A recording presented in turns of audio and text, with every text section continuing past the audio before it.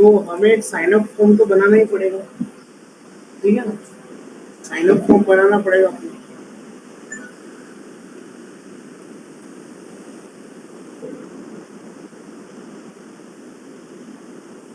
Container ही बना लो।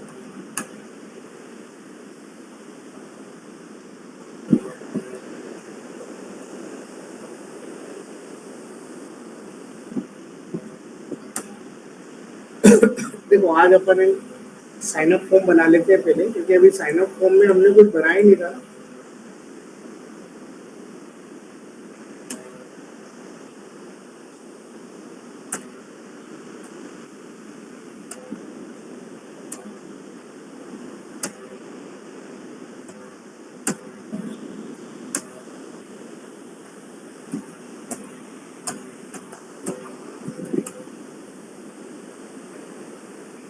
Form के अंदर 3 इनपुट बना लेते हैं।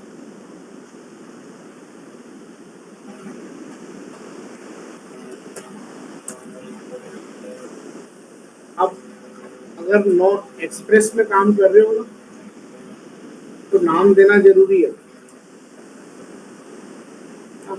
फॉर्म का नाम देना जरूरी है। यूजर नेम, क्लास का नाम तो फॉर्म कंट्रोल जो है,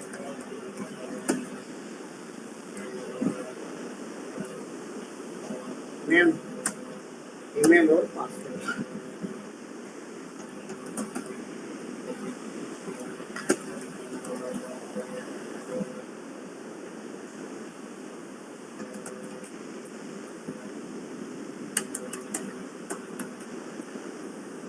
ठीक है, नेम है, ईमेल है और पासवर्ड और एक बटन है।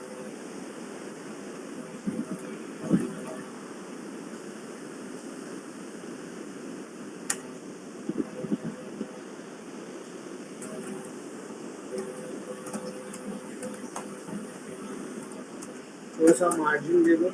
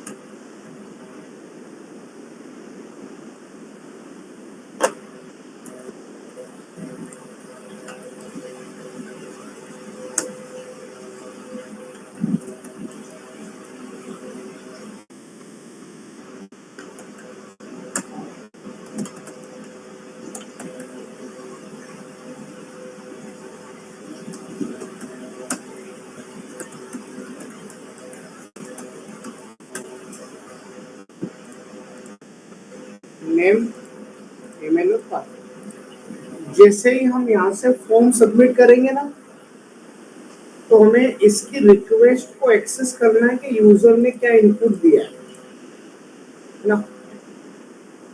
तो जैसे यहाँ से यूजर फॉर्म सबमिट करेगा तो एक्शन कॉल होगा। फॉर्म के अंदर एक्शन पे हम जाएंगे एक नए राउटर पे, उस राउटर का नाम क्या है, एड यूजर। एक नए यूआरएल पे हम पास हो गए ना। एड यूजर नाम का जो राउटर है वो कहाँ बनेगा, index.js पोस्ट रिक्वेस्ट के साथ।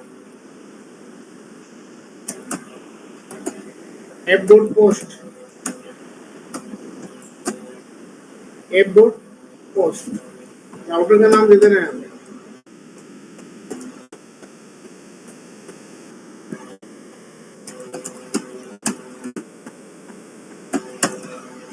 अब देखो, अब यहाँ पे वो डाटा कहाँ पे आएगा, जो भी यूजर फॉर्म फिल कर रहा है, नेम है, ईमेल है, पासवर्ड है, तो ये रिकॉर्ड्स यहाँ पे इसके अंदर आएंगे।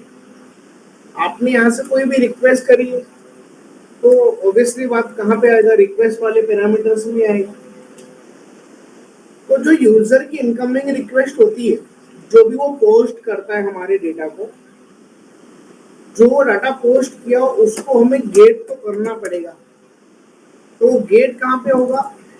रिक्वेस्ट डॉट बॉडी के अंदर। रिक्वेस्ट डॉट बॉडी क्या करता है कि जितने भी इनकमिंग रिक्वेस्ट आती फॉर्म से जितनी भी इनकमिंग रिक्वेस्ट आती है, उस रिक्वेस्ट को एक्सेस करने के लिए हम क्या यूज करते हैं? Request dot body. Request dot body. अब देखते हैं कि क्या डाटा आ रहा है कि नहीं आ रहा है। रिक्वेस्ट डॉट बॉडी जो आएगा वो ऑब्जेक्ट फॉर्मेट में है। किस फॉर्मेट में आएगा? ऑब्जेक्ट फॉर्मेट में। तो देखते हैं रिपोर्ट्स अभी आ रहा है कि नहीं आ रहा है।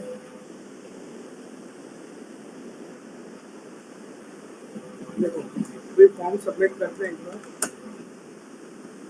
हमने यहाँ पे नेम दिया है, ईमेल पास किया है और पासवर्ड दिया है। जैसे ही मैं सबमिट करूँगा यहाँ पे अनडिफाइंड आ रहा है, मतलब वो यूजर की इनकमिंग रिक्वेस्ट को एक्सेस ही नहीं कर पा रहा। वो डाटा हमारा रिक्वेस्ट और बॉडी में आ ही नहीं रहा है। कहाँ पे नहीं आ रहा है? तो आप एक्सप्रेस जेस अगर पढ़ रहे हो, एक्सप्रेस में क्या होता है, किसी भी फॉर्म की कोई भी अगर इनकमिंग रिक्वेस्ट होती है,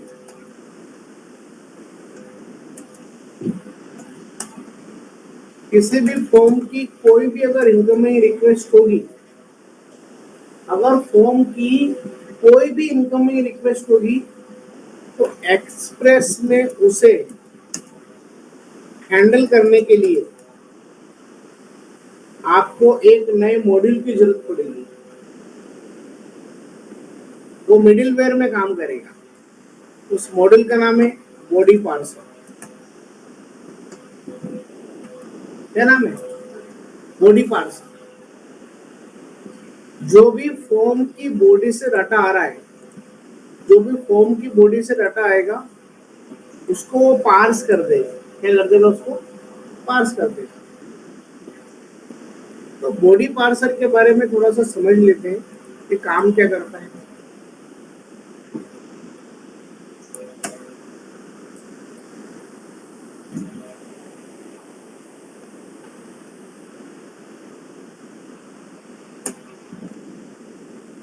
देखो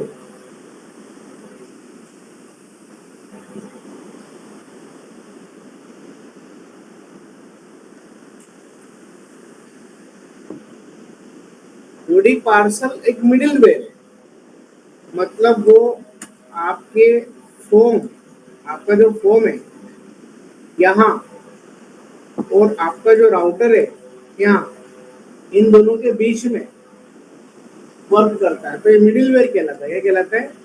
मिडिलवेयर है। मैंने बोला ना, ये मिडिल में काम करता है बॉडी पार्सर। तो body parser is a node just body parsing middleware.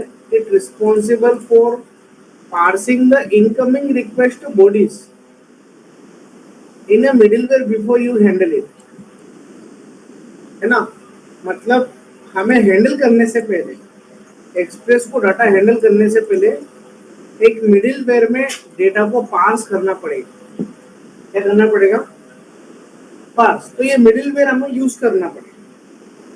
इसका काम ही क्या होता है कि जो भी फॉर्म की इनकमिंग रिक्वेस्ट आ रही है, जो बॉडी फॉर्मेट में आ रही है, जो भी फॉर्म की इनकमिंग रिक्वेस्ट आएगी बॉडी फॉर्मेट में, उसको पार्स कर देगा।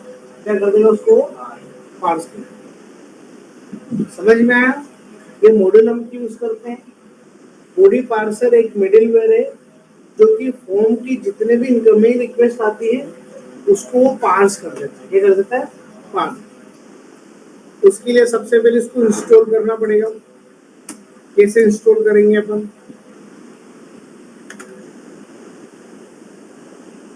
कमांड नहीं है, npm install body parser।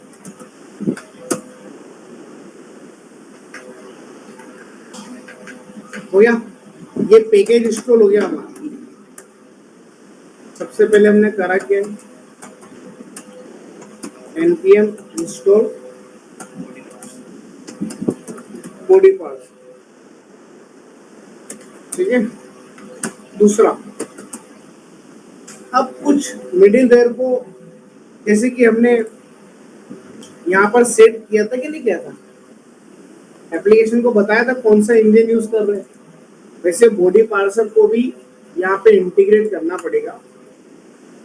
तो दूसरा, उसको सबसे पहले तो रिक्वायर कर लो।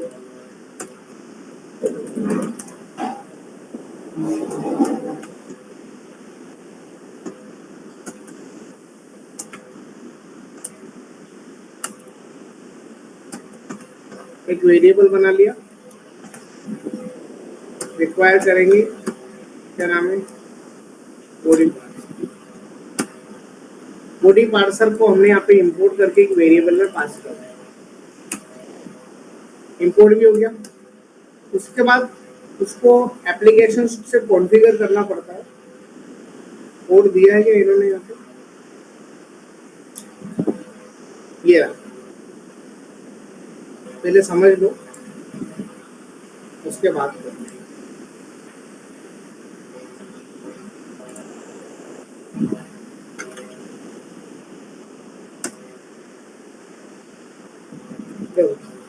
Body parcel middleware, F dot use, variable का नाम क्या है, देखो हमारी एप्लीकेशन यूज कर रही है किसको, बॉडी पार्सल। तो मेथड कौन सी होती है, यूआरएल इनपुट है। जो भी डाटा इनपुट होके आएगा उसका एक्सटेंडेड क्या रहेगा, ट्रू रहेगा। क्योंकि आपको अब ये तो पता चल गया होगा कि जब भी अपन फॉर्म से डाटा भेजते हैं तो यहाँ यूआरएल से इनकोड होके जाता है। कैसे होके जाता है यूआरएल से, तो यूआरएल का जो इनकोडेड डेटा रहेगा, एक्सटेंडेड डेटा रहेगा, वो क्या रहेगा, ट्रू रहेगा अपना, है ना। तो मिडिलवेयर क्या करेगा, जो भी बॉडी पार्सर आएगा उसका जो भी यूआरएल रहेगा, अब देखो यूआरएल में तो अभी हमारे पास नॉर्मल टेक्स्ट है, हो सकता है आगे जाकर के इमेज भी हो, आगे जाकर के वीडियो भी अपलोड करो, तो वो जाएगा कहाँ से, यूआरएल से इनपुट होके जाता है। तो उसका एक्सटेंडेड वर्जन के तरह हमने यहाँ पे डिफॉल्ट में प्रूव कर दिया। और दूसरा, जो भी डाटा आएगा बॉडी पार्सर का उसको किस में कन्वर्ट कर देगा, जेसन में। मैंने बोला था ना आपको डेटा किस फॉर्मेट में आएगा, यहाँ पे ऑब्जेक्ट, ऑब्जेक्ट मतलब क्या होता है, जेसन फॉर्मेट होता है। तो देखो अब आपके पास जो भी इनकमिंग रिक्वेस्ट आएगी, जो भी इनकमिंग रिक्वेस्ट आएगी वो आपका रन नहीं किया अभी,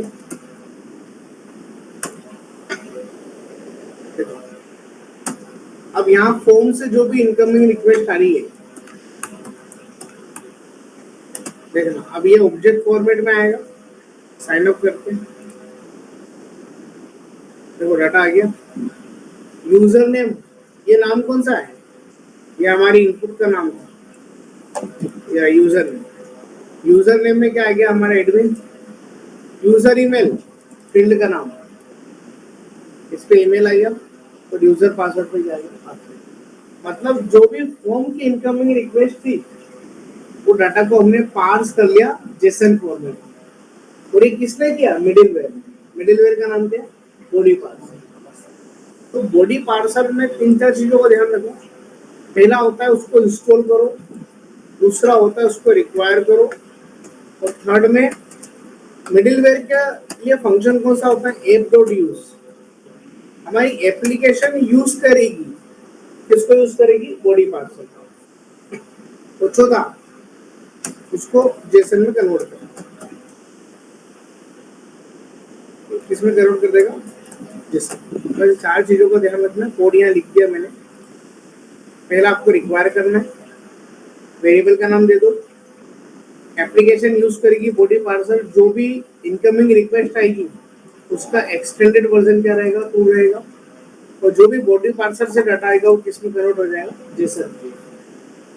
ये जेसन है, कौन सा फॉर्मेट है, जेसन। एक ऑब्जेक्ट फॉर्मेट ही कौन सा फॉर्मेट कहलाता है, हमारा जेसन फॉर्मेट। समझ में है। तो हमने हमारे डेटा का जितना भी इनकमिंग रिक्वेस्ट था वो हमने गेट कर दिया। अब हमारे पास डाटा आ गया है, क्योंकि डाटा कहाँ पे आ गया, रिक्वेस्ट डॉट बॉडी में आ गया। तो यहाँ पे उसने पूरा के पूरा ऑब्जेक्ट प्रिंट कर दिया। अब आपको खाली एडमिन चाहिए, ईमेल चाहिए और पासवर्ड चाहिए, तो उसके की का नाम दे देना। कैसे दोगे? रिक्वेस्ट डॉट बॉडी डॉट की का नाम क्या था? User name. इसमें आपको यूजर नेम मिल जाएगा, इसमें की का नाम क्या था? User email. इसमें ईमेल मिल जाएगा और यूजर पीडब्ल्यूडी में क्या मिल जाएगा? पासवर्ड मिल जाएगा। ठीक है। Request dot body dot user name, request dot body dot user email और request dot body dot user password. हमने रिएक्ट में भी पढ़ा था कि इनपुट के नेम देना जरूरी है, ये थे ना। अब यहाँ बैकएंड पे तो देना ही पड़ेगा ना। जावास्क्रिप्ट से हम देखो, हमारा जो डेवलपमेंट शुरुआत हुई थी, हमने जावास्क्रिप्ट से इसको हैंडल किया था आईडी की मदद से। डॉक्यूमेंट डॉट गेट एलिमेंट का आईडी से टारगेट किया था। हम रिएक्ट में आए, रिएक्ट बोलता आईडी से टारगेट मत करो, किससे टारगेट करो? नेम से। हम बैकएंड में आ गए, तो बैकएंड में तो कंपलसरी है, कोई भी बैकएंड लैंग्वेज अगर फॉर्म से डाटा ले रही है तो उसके लिए उसका नेम एट्रीब्यूट होना कंपलसरी। क्योंकि ये जितना भी डाटा पोस्ट करोगे ना फॉर्म सबमिट होने के बाद, ये सारा डेटा यहाँ से नेम के फॉर्मेट में जाता है। कैसे जाता है? नेम के फॉर्मेट। आप देख लो, यहाँ पे गेट मेथड गेट कर दो, अभी आपको पता चल जाएगा डाटा किस फॉर्मेट में जाता है। टेस्ट लिखो यहाँ पे, साइन अप किया, देखो दिखा ऊपर यूजर नेम में क्या जा रहा है?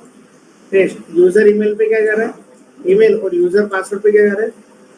तो यहाँ से जो डाटा आ रहा है इसको इनकोड भी तो करना पड़ेगा, इसीलिए यहाँ पे हमने इनकोडेड क्या लिखा है? यहाँ पे ट्रू लिखा। एक्सटेंडेड क्या लिखा हमने यहाँ पे? ट्रू लिखा। हर लाइन का मीनिंग होता है, तो समझ लो, नहीं समझ में आए तो पूछ लो, है ना। देखो उसने रिक्वेस्ट गेट नहीं करेगी कि हमने पोस्ट कर रखा है ना, हमने यहाँ पे क्या लिख रखा है? App dot post. तो फिर यहाँ पर मेथड भी कौन सी यूज करना पड़ेगी आपको? पोस्ट। और पोस्ट में डाटा जाएगा इसी फॉर्मेट में और हिडन फॉर्मेट में जाता है। कैसे जाता है? दिखता नहीं है वो, है ना। एक बार रिफ्रेश कर लो, डाटा तो चले जाएगा बट वो हिडन फॉर्मेट में जाएगा, है ना।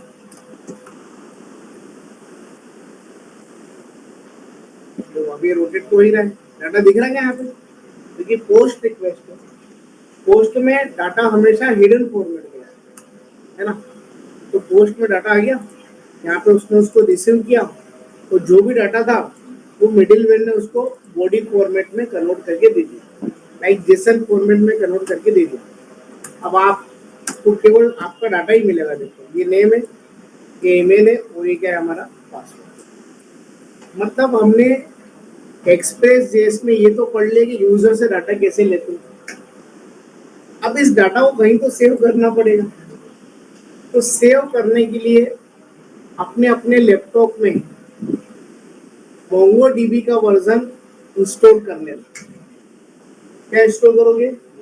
MongoDB। अब तुम्हारा डेटाबेस चालू करेंगे, है ना। देखिए देखो डाटा तो आ गया है।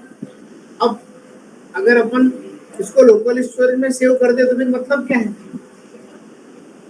लोकल स्टोरेज तो यहाँ चलेगा ही नहीं। आप चला के देख लो, यहाँ लोकल स्टोरेज आपको देगा ही नहीं वो, है ना। ये लोकल स्टोरेज और सेट आइटम करोगे, क्योंकि आप तो सर्वर से डाटा रेंडर कर रहे हो ना, क्लाइंट साइड थोड़ी कर रहे हो। डाटा कहाँ पे आ गया? आपका सर्वर पे आ गया, तो डाटाबेस से कम्युनिकेट करो। लोकल स्टोरेज तो केवल क्लाइंट साइड के लिए होता है। हाँ, रिएक्ट वगैरह में लोकल स्टोरेज करना है करो, जावास्क्रिप्ट में करना है करो, नोड.जेएस और एक्सप्रेस में क्या जरूरत है आपको लोकल स्टोरेज पे डाटा हैंडल करने के लिए, जब आपके पास सर्वर साइड रेंडरिंग हो रही है डाटा की। तो यहाँ से अब हमको हमारे डेटा को डेटाबेस में भेजना है, तो आप आपके सिस्टम में ना सिस्टमेटिक तरीके से MongoDB इंस्टॉल कर लेना। वो कनेक्टिविटी है क्या तुम्हारे? ज्वाइन करो, ऑनलाइन ज्वाइन करो ना तुमने। लाओ लैपटॉप लेके आओ, लैपटॉप लेके आओ। मेरे इसमें तो क्या इंस्टॉलेशन है, तो आपको समझ में अच्छे से आएगा नहीं। तो MongoDB को फर्स्ट टाइम में अच्छे से इंस्टॉल कर लेना चाहिए, तो बाद में दिक्कत आती है। क्या? अरे यार विंडोज की चीजें होती हैं, कभी कभी इशू दे देता है, कोई कोई फाइलें करप्ट हो जाती है। मैं अपनी तुम स्क्रीन शेयर करो, मैं अपनी स्क्रीन को, तुम्हारा माइक बंद कर देना है ना।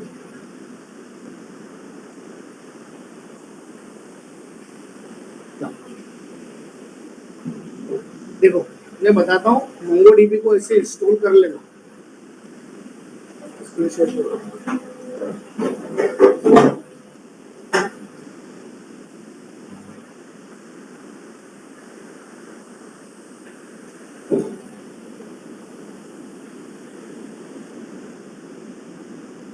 देखो आप क्या करना है, आपने माइक बंद दे दो ना, मेरा चालू है। देखो इसमें क्या करना है, मोंगो डीबी को सबसे पहले डाउनलोड करो। क्या लिखोगे, मोंगो डीबी डाउनलोड, ठीक है, देख लेना और आज ही कर लेना क्लास के बाद सब अपना मशीन में इंस्टॉल कर लेना। मोंगो डीबी का सर्वर डाउनलोड है क्या? यहाँ जाते हैं, इसकी ऑफिशियल वेबसाइट है mongodb.com, और इसमें देखो मोंगोडीबी का वर्जन कौन सा बता रहा है, ये 7.0.9 करंट वर्जन है, विंडोज 64 बिट है तुम्हारे इसमें, और एमएसआई फाइल इंस्टॉल करना पड़ती है। एमएसआई है ना, मतलब पहले EXE चलता था, वो बंद हो गया। अब एग्जीक्यूटेबल फाइल ज्यादा नहीं मिलती आपको, है ना। एमएसआई मतलब माइक्रोसॉफ्ट इंस्टॉलर होता है। क्या होता है? माइक्रोसॉफ्ट इंस्टॉलर होता है ना, ठीक है। तो इसकी फाइल को हम यहाँ से डाउनलोड कर लेते हैं। ये होगा कम से कम 500 MB का, 577 MB का डाटाबेस है ना, इतना बड़ा तो होगा। अभी ये लोकल पे कर लो, फिर इसको क्लस्टर पे लाइव डेटाबेस से कनेक्टिविटी करके बता देंगे, है ना। और अभी पूरा काम किस पे करो, लोकल मशीन पे डाउनलोड करके रखो अपने पास। और कल इसमें है ना, ये सब कर लेना, आज कल इसमें डाटाबेस में डाटा सेव करेंगे हम। कल गए, कल थर्सडे, टाइम है, तैयारी कर रहे हो ना तुम तुम्हारे इंटरव्यू की, रहते रहना ना। ओ,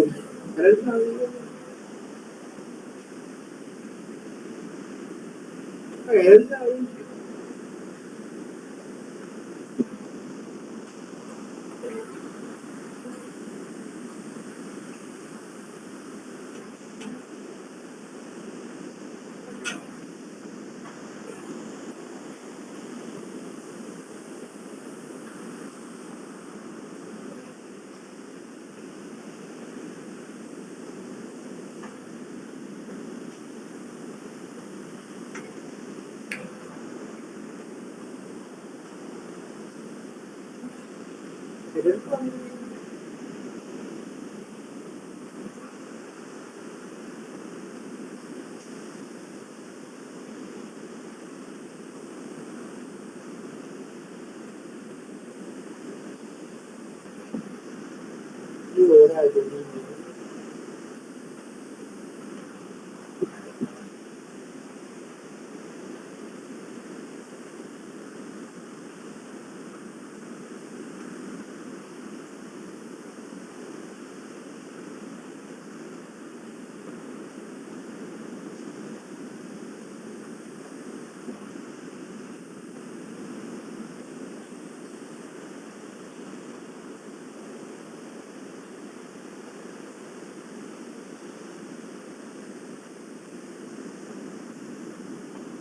अब इसको है ना डबल क्लिक करके इंस्टॉल कर लो।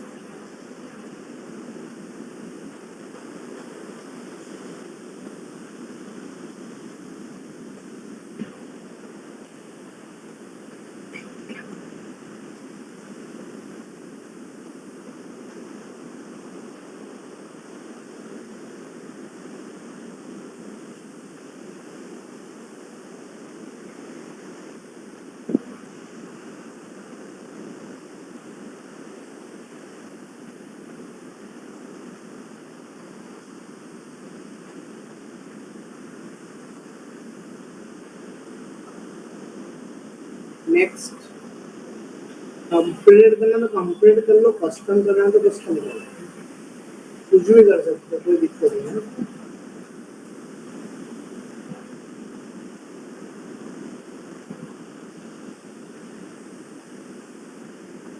ये चेक करके रखना कंपास बॉक्स, इसका यूआई है, ये जीयूआई है पूरा, है ना। तो अनचेक मत करना है।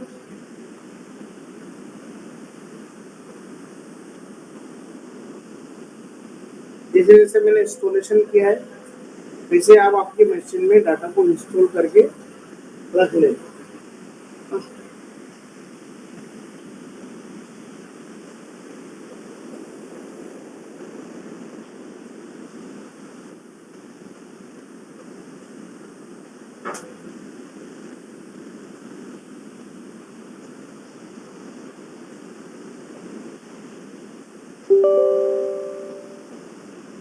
यस।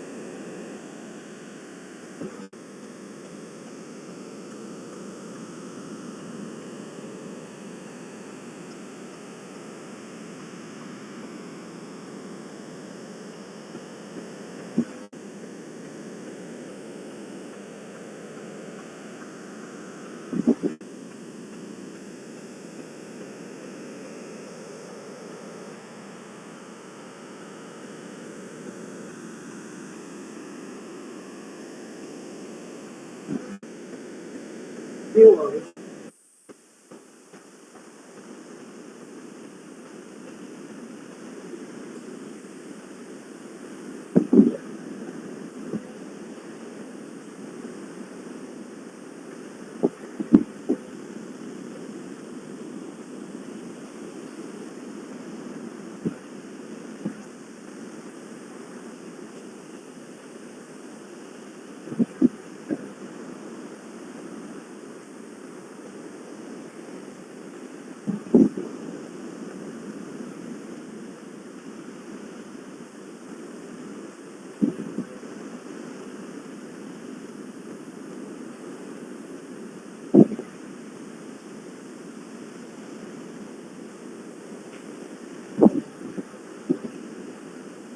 इस करंट इंस्टांस को कॉल करता है करंट एलिमेंट को, जिसके यूजेस अलग अलग जगह पे अलग अलग होते हैं। मल्टीपल जगह पे यूज करेंगे बता दूंगा हम लोग को।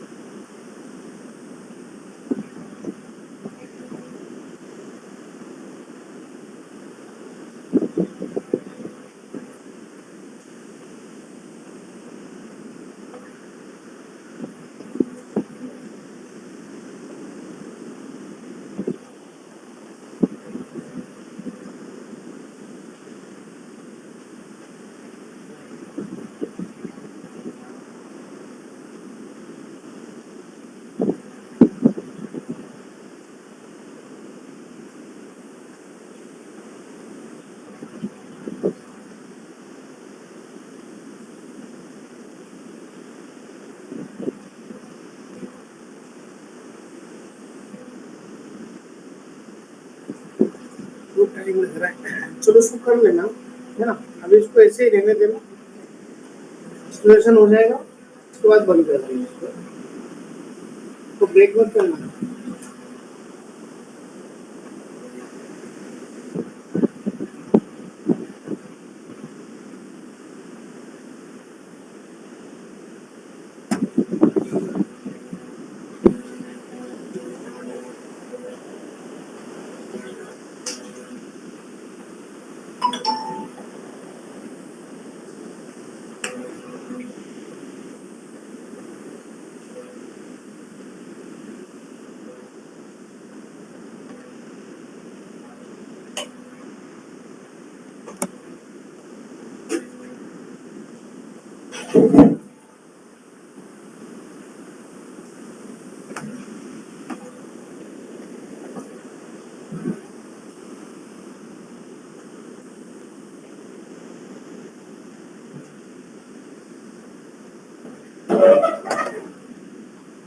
सर ठीक है ना, इसको कर लेना, पूरा कंप्लीट होने देना है।